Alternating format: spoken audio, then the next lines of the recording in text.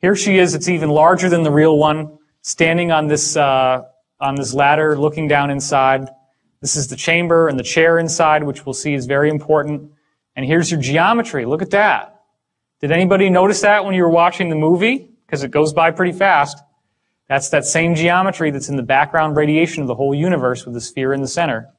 They fire it up. Guess what happens? Big, bright luminosity, just like the real thing that they're actually using and have been using since the 40s at least. And here's what it looked like from the control room.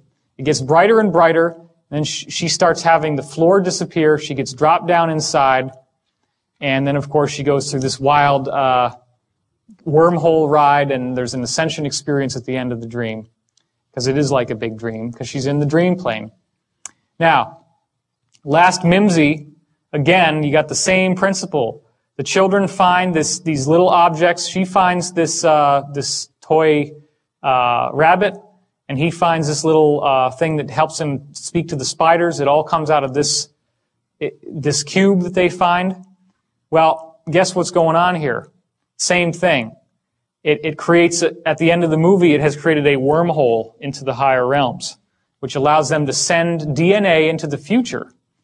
Now, this movie is like an infomercial for everything that my colleague Dr. Dan Burish has been saying he dealt with in Majestic 12, dealing with extraterrestrials from our own human future human lineage extraterrestrials, as he called them.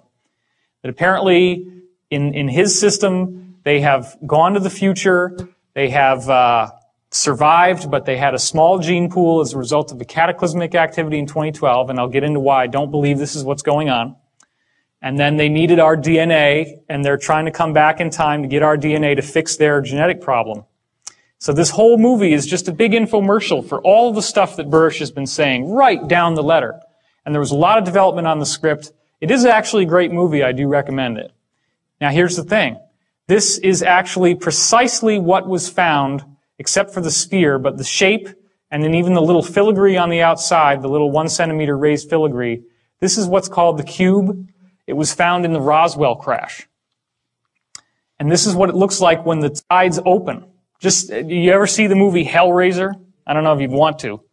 But they have a little puzzle, a little box that they flip, and then it pops open, just like this. And what happens when it pops open? Where do you end up going? You go into this parallel reality that's like hell, right? So that's all based on real knowledge, because some of the spiritual planes you can go to are pretty nasty places.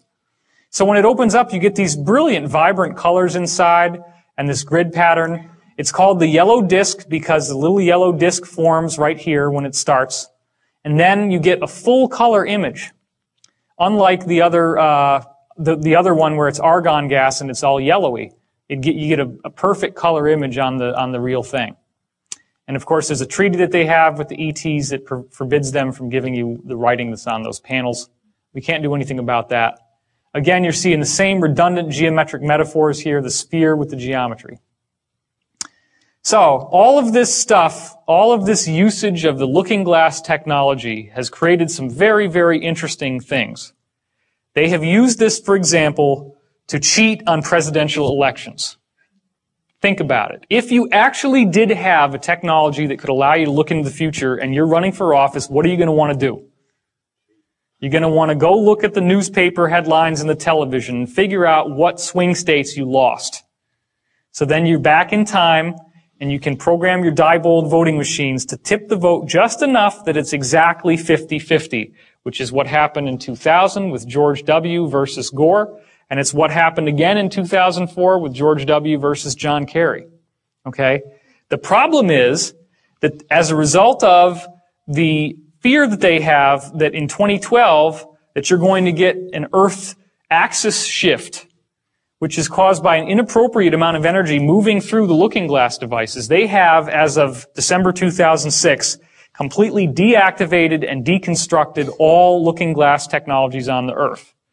The Iraq War had, to a large degree, the mission of capturing a looking glass technology that was dug up in Sumer, which was originally in the possession of Gaddafi in Libya, which is why they attacked Libya. Gaddafi got rid of it and gave it to Saddam Hussein. Saddam Hussein was using this technology, viewing the future. The U.S. government went in after him because they felt that the fate of the world was at stake, because if they did not capture this technology and get it back and deconstruct it, that the earth would have a pole shift. So this is what they say, and it's a great story. It'll make a great movie, which I'm sure is being written. We're going to get into the pole shift and why I don't think that that's what's going on at all. I do not have a negative doom and gloom disaster view of our future. It's very important that you hear that, even though I know some of this stuff might be a little freaky looking. So the D of the CTP is what they call it in code parlance, because nobody's going to know what that means. But when you actually decipher these letters, it means the doctrine of the convergent timeline paradox. Here's the problem. You look through time with this device, and when you hit 2012, everything goes perfectly white.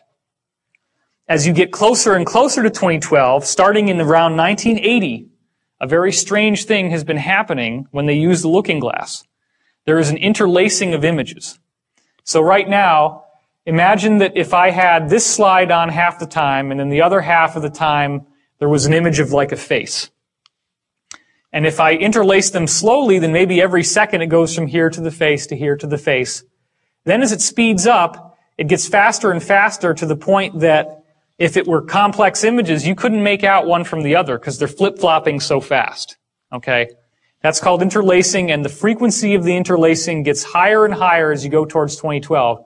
So anytime that they try to look at or they used to try to look because they're not using them anymore, 2009, 2010, 2011, 2012, bam. It's so interlaced that they have a whole server farm of computers just to deconstruct the two images and be able to see what they're looking at in the future. So again, this is what they're using. This is one of the main ones they're using, the Orion cube as they call it, or the cube. And also it's being used with looking glass. But what's going on with 2012? Well, here's another very interesting thing. Dan Burrish, who I've had multiple discussions with privately, and we're actually going to have an event that we're speaking at together at Caltech, which is later in March. And I'm going to have that on my website if you're interested. It's going to be local. My website is divinecosmos.com. And we're going to talk about all this stuff there to some degree, but it's mostly going to be on his research with biology, which we'll get into later. But anyway, we have multiple parallel futures that we can choose. And what he found was there was a treaty that they were trying to do with the extraterrestrials that was codenamed Tau 9. And in the Tau 9 treaty, they had a line item in the treaty that was intended to share his biology technology with the ETs. And that technology was able to reproduce the original seed of all life on Earth, which the ETs wanted to use to be able to heal their own DNA because they believe that they're human lineage. So what he found out was that these other beings apparently had contacted him and said, you cannot tamper with the tree of life. You can look at it, you can admire it, but you can't mess with it. The tree of life is the actual source code of our DNA. So what was happening was they were looking into the future, and he took the negative visual that he got from the alien, from the ascended being that came to him and warned him about the tree of life. He held that image in his mind of what would happen to the Earth in 2012 if this were allowed to happen. And the image inside the looking glass immediately shifted to the apocalyptic vision. So he was able to prove by doing this that you can determine the outcome of what this thing shows you by your conscious focus. So 2012 literally does represent create your own reality time. It has everything to do with what do you expect is going to happen. This is where thoughts becoming reality really takes on a whole new meaning in a way that you've never heard of before. Now again, I also had a contact with a man named Daniel. You can hear about the story on the free 3.5-hour Project Camelot video that's on my website. You can go look it up. I met this guy in New York. I was stranded at the airport because of the snow. I ended up going to a Denny's. It was the only place that was open.